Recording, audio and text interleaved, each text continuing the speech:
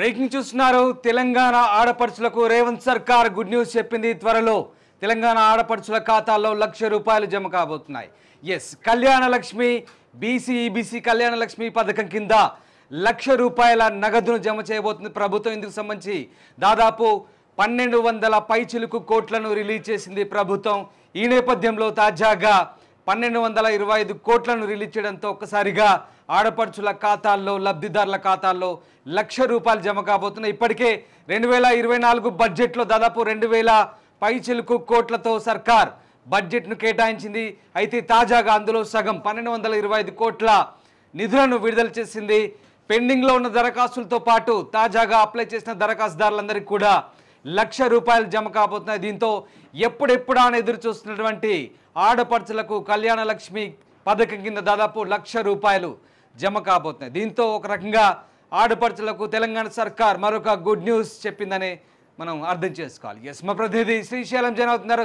శ్రీశైలం, తెలంగాణ ఆడపడుచులకు ఇది good news. నిజంగా దాదాపు ₹1,00,000 కళ్యాణ లక్ష్మి పథకం కింద ప్రభుత్వం జమ చేయబోతున్నట్టుగా తెలుస్తుంది. మొత్తం ఎన్ని నిధులను విడుదల చేసింది, ఎంతమంది లబ్ధిదారులు ఈ పథకం కింద ప్రస్తుతానికి లబ్ధి పొందే అవకాశం ఉంది? ఎగ్జాక్ట్లీ రామ్దాస్, మీరు చెప్పినట్టుగా తెలంగాణ ఆడపడుచులకు రేవంత్ సర్కార్ శుభవార్త చెప్పింది.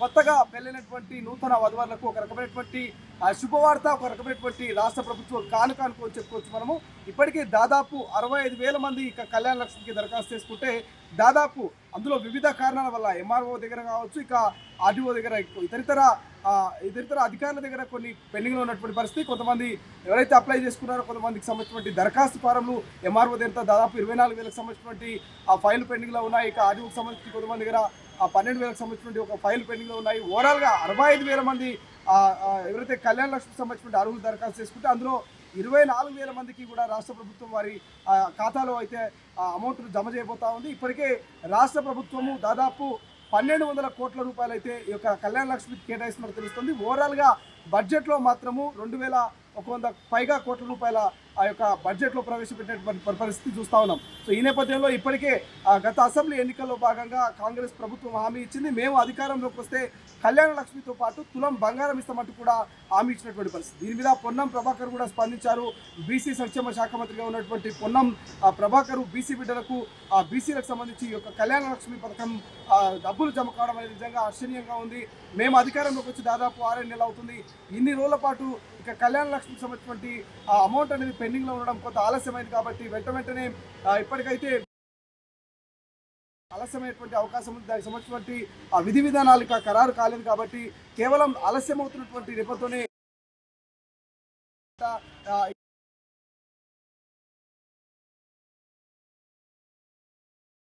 తెలంగాణ ప్రభుత్వం మరొక గుడ్ న్యూస్ చెప్పింది. ఆడపడుచులకు దాదాపు ₹1,00,000 జమ కాబోతున్నాయి కళ్యాణ లక్ష్మి పథకం కింద. ఓవరాల్గా ఇప్పటికే గ్యాస్ సిలిండర్కి సంబంధించి గుడ్ న్యూస్ చెప్పింది ప్రభుత్వం. మరొక 10 రోజుల్లో దీనికి సంబంధించిన నిధులు జమ కాబోతున్నాయి. గ్యాస్ సబ్సిడీ తాజాగా మళ్ళీ కళ్యాణ లక్ష్మి పథకం కింద ₹1,00,000 జమ కాబోతుంది.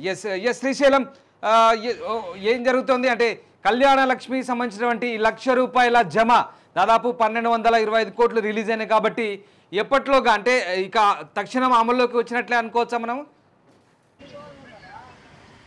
తక్షణం వారి ఖాతాలో జమ అయ్యేటువంటి అవకాశం అనేది మనకి కనిపిస్తోంది. ఇక ప్రధానంగా అఫీషియల్గా ఎప్పుడైనా సరే సీఎం రిలీఫ్ ఫండ్కి సంబంధించిన చెక్కులు కావచ్చు, కళ్యాణ లక్ష్మి చెక్కులు కావచ్చు, నియోజకవర్గంలో ఉన్నటువంటి ఎమ్మెల్యేల చేతుల మీదుగా ప్రారంభిస్తున్నటువంటి సందర్భాలు మనం గతంలో చూసాం.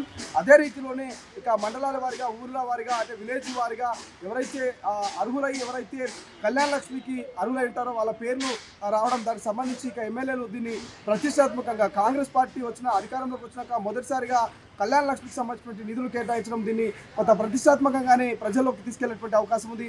తులం బంగారం విషయాన్ని మాత్రం కొంత ఆలస్యమయ్యే అవకాశం ఉంది. దానికి సంబంధించినటువంటి వివరణ కూడా రాష్ట్ర ప్రభుత్వం ఇక తెలంగాణ ఆడపడుచులకు, మహిళలకు, తెలంగాణ ప్రజలకు చెప్తూనే ఇక కళ్యాణ లక్ష్మి పథకాన్ని జనాల్లోకి తీసుకెళ్లే అవకాశం కనిపిస్తుంది. రామ్దాస్, రైట్.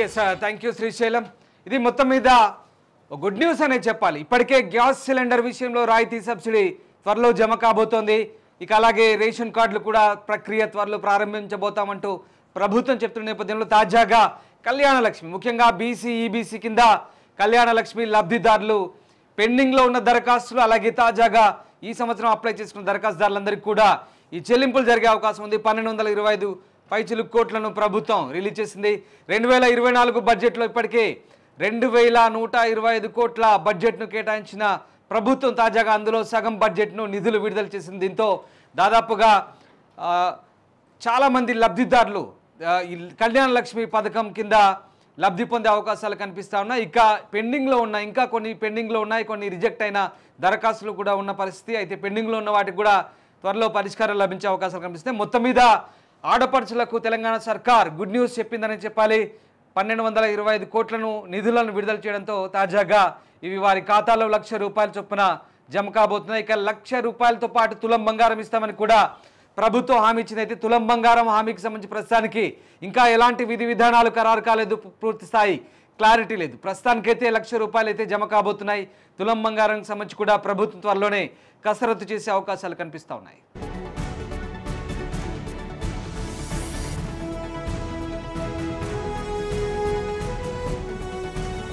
అసలైన తొలి వెలుగు.